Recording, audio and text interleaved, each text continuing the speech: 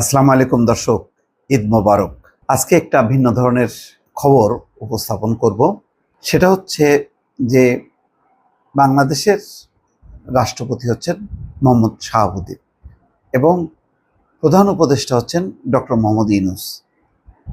নিয়ম অনুযায়ী রাষ্ট্রপতি এবং সরকার প্রধান তারা জাতীয় দিবসগুলোতে একসঙ্গে থাকেন বা কাছাকাছি থাকেন বা মাঝে মধ্যেই তারা বৈঠক করেন। কিন্তু সাম্প্রতিক সময়ে দেখা যাচ্ছে যে একেবারেই আলাদা। এমনকি আজকে যে ঈদের নামাজ আদায় করা, সেটাও আলাদা আলাদাভাবে অনুষ্ঠিত হলো।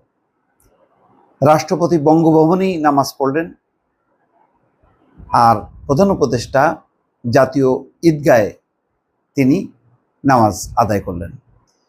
অথচ জাতীয় ঈদগাহ এমন একটা জায়গায়, সেটা তার কাছাকাছি অবস্থান প্রধান উপদেষ্টার বাসভবন যমুনা, কাছাকাছি অবস্থান বঙ্গভবন।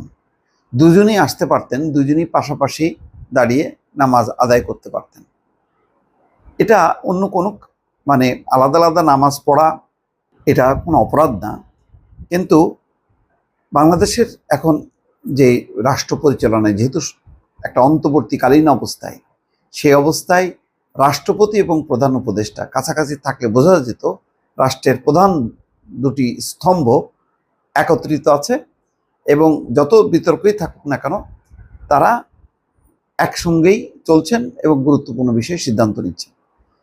খেয়াল করবেন যে 21শে ফেব্রুয়ারি শহীদের বেদিতে অর্থাৎ কেন্দ্রীয় শহীদ মিনার ঢাকা বিশ্ববিদ্যালয়ের প্রাঙ্গণে, সেখানে রাষ্ট্রপতি শাহাবুদ্দিন পুষ্পস্তবক অর্পণের পর, তারপরে চলে যাবার পর প্রধান উপদেষ্টা আসেন পুষ্পস্তবক অর্পণ করতে।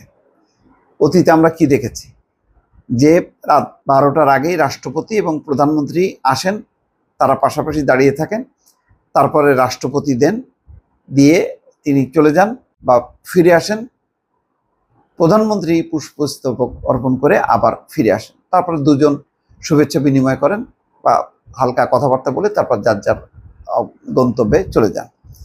কিন্তু 21শে ফেব্রুয়ারি একেবারেই ব্যতিক্রম। আমি জানি না 26শে মার্চ তারা একসঙ্গে ছিলেন কিনা, নাকি তেমন আগে পরে ছিল। নিশ্চয়ই রাষ্ট্রপতি প্রথমে দিয়েছেন, তারপরে প্রধান উপদেষ্টা দিয়েছেন, কিন্তু তারপরে তারা কি একসঙ্গে কোনো স্বাক্ষর করেছেন কিনা বা একসঙ্গে কিছু সময় কাটিয়েছেন কিনা সেটা অবশ্য বলতে পারবো না। কিন্তু এটা প্রমাণিত সত্য যে আগের প্রোটোকল অনুযায়ী প্রধানমন্ত্রী যতবার বিদেশ যেতেন, ফিরে আসার পর সেই বিদেশ সফরের অগ্রগতি নিয়ে তিনি রাষ্ট্রপতির সঙ্গে সৌজন্য সাক্ষাৎ করেন। কিন্তু এখন কিন্তু একেবারেই না। এই যে চীন সফর গেলেন, আরও কয়েকটা সফর করেছেন প্রধান উপদেষ্টা, তিনি কিন্তু বঙ্গভবনে যাননি, রাষ্ট্রপতির সঙ্গে সাক্ষাৎ করেননি। এমনকি রাষ্ট্রপতি আয়োজিত যেই সম্বর্ধনার অনুষ্ঠানগুলো হয়, সেই অনুষ্ঠানেও প্রধান উপদেষ্টাকে দেখা যায়নি। তো ধারণা করা যায় এটা হয়তো রাজনৈতিক একটি পরিস্থিতির কারণে। কারণ হচ্ছে ছাত্রদের একটা অংশ তারা রাষ্ট্রপতি শাহাবুদ্দিনকে মেনে নেয়নি, বরং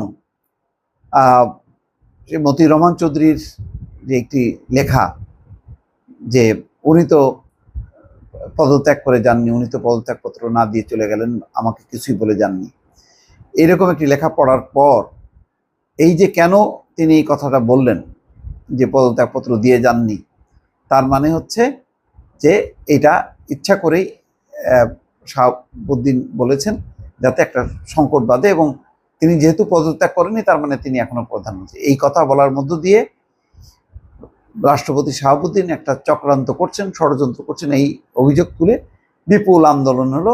যদিও সেই আন্দোলনে বিএনপি সাড়া না দেওয়ার কারণে সেটা বেশি দূর আর গড়ায়নি। কিন্তু তারপর থেকে দেখা যাচ্ছে যে প্রধান উপদেষ্টা ডক্টর মোহাম্মদ ইউনূস আর বঙ্গভবন মুখী হচ্ছেন না, এবং দুইজনের মুখোমুখি সাক্ষাৎ আলোচনা কোনো কিছু আমরা দেখতে পাচ্ছি না। এখন বিষয়টা হলো যে এটা বাস্তবতা।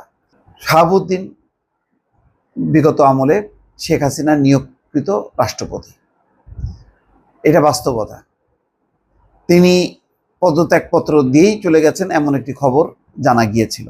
আচ্ছা, তিনি যদি পদত্যাগপত্র নাও দেন, তারপরেও শাহাবুদ্দিন তিনি আবার এই সরকারের বৈধতা দেওয়ার জন্য উচ্চ আদালতকে বলেছে, সুপ্রিম কোর্ট, এবং সুপ্রিম কোর্ট বলেছে যে হ্যাঁ, এই অবস্থায় এরকম সরকার এটা বৈধ, অর্থাৎ একটা বৈধতা দিয়েছে। এটা কিন্তু রাষ্ট্রপতির হস্তক্ষেপেই সুপ্রিম কোর্ট, তখন ওবায়দুল হাসান ছিলেন প্রধান বিচারপতি, যদিও পরবর্তী সময় তিনি পদত্যাগ করেছেন, কিন্তু তিনি এই বৈধতা দিয়ে গেছেন এবং তারপর তিনি পদত্যাগ করেছেন।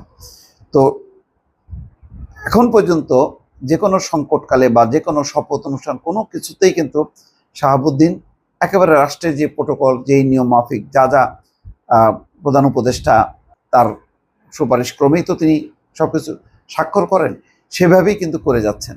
কিন্তু তারপরেও ওই যে ছাত্রদের একটা অংশ শাহাবুদ্দিনকে স্বৈরাচারের দোষর বলছে, সেই কারণে একটা দূরত্ব তৈরি হয়ে আছে, অথবা নিজে থেকেই এটি হয়ে গেল কিনা, এটা প্রধান উপদেষ্টা ডক্টর মোহাম্মদ ইউনূস তিনি মানে আগ্রহী নন কিনা, নাকি ছাত্রদের বা রাজনৈতিক পরিস্থিতি বিবেচনায় তিনি অফ হয়ে আছেন, এটা পরিষ্কার না। কিন্তু মাঝে মধ্যেই যখন নাকি জাতীয় দিবসে যখন নাকি রাষ্ট্রপতি এবং প্রধান উপদেষ্টা মানে কাছাকাছি হচ্ছেন না বা মুখোমুখি হচ্ছেন না, তখন মনে হচ্ছে যেন একটা দূরত্ব, একটা বিরোধ সেখানে দৃশ্যমান হচ্ছে, এবং এটা নিয়ে একে তো রাজনৈতিক অঙ্গনে রীতিমতো আলোচনা হচ্ছে।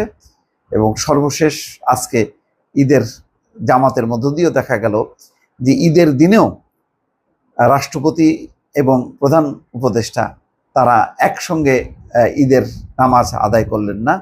এটাও আজকে দেশবাসী প্রত্যক্ষ করল। দর্শক ভালো থাকবেন, আবারও ঈদ মোবারক।